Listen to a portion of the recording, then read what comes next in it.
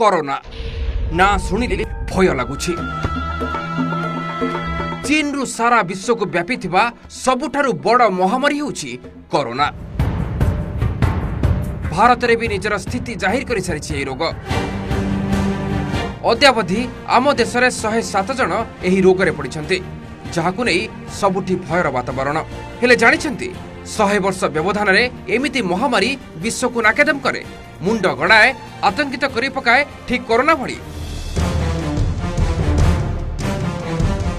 Corona भली 100 वर्ष तले एमिति एक विपत्ति सारा दुनिया को आक्रांत करिथिला, जहार निदान सेतेबेले काहारी पाखरे नथिला। आउ ये रोग 5 कोटी लोकंक मुंड खाइला। 1720 मसीह प्लेग रोग रे मृत्युवरण करथिले 1 लाख लोक।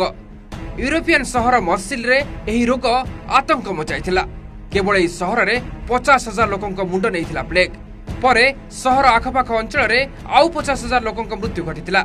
से समय रे एही रोग कोनोसी पक्षी किबा मूषाक ठारू मनुष्य देह को संक्रमित होइतिला बोली जानिबाकू मिलिथिला। हेले निदान व्यवस्था नथिबारु असहाय होई पड़िथिला मनुष्य समाज। 1820 रे नुआ ना धरी महामारीटी आसिला कलेरा। एही रोगर उत्पत्ति स्थल थिला खोद भारत वर्ष। कलिकता सहररू संपूर्ण एशिया महादेश को व्यापी जाइथिला एही रोग। विपर्यस्त परिमल अवस्था, अपरिच्छन्न चलनी पई कलेरा महामारी भारतर अर्थनीति को बिगाड़ी देइथिला। एही रोग भारत रे व्यापक क्षति करिवा परे पड़ोसी देश को व्यापी जाइथिला, जेउथिरे केवल बैंकक सहर नहीं 30,000 लोकंक प्राणहानि घटिथिला।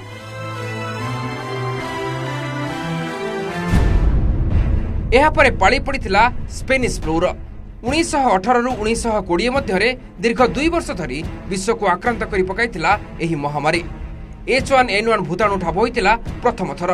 संभवतः एहा थिला विश्वर सबुठारु बड़ महामारी, जेउथिरे 5 कोटी लोकंक प्राणहानि घटिथिला।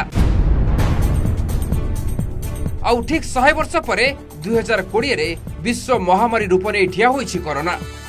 केमिति अटकिबो कोरोना? सतरे कोन एही रोगर व्याप्ति उपरे अंकुश लागिबनी? कोन हेबो, केमिति वर्तिबो विश्व?